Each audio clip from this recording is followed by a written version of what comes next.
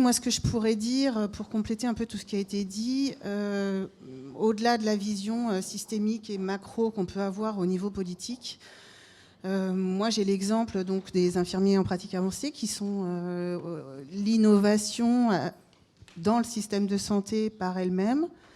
Donc on a à l'origine de la création, enfin la création est toute récente, on est les pionnières dans le domaine. On touche un peu tous les domaines de la santé dont on a parlé là aujourd'hui. Et en plus, notre rôle est dans le care, dans le travail pluridisciplinaire.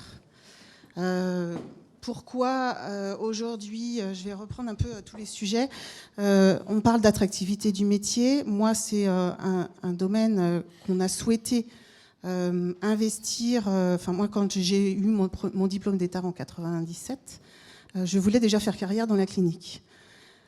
Mais cette carrière-là, elle n'était pas possible.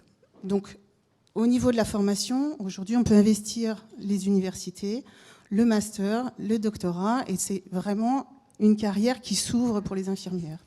Seulement, on a déjà des freins aujourd'hui, c'est comment on va à l'université se former. Donc il y a Karine Lacombe qui en a parlé.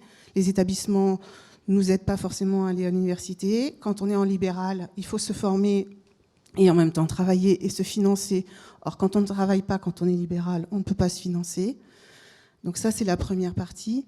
La deuxième partie, quand on est dans l'implantation d'un nouveau métier et d'un nouveau rôle, ça touche tous les professionnels de santé avec qui on va collaborer et ça touche toutes les organisations qui existent déjà.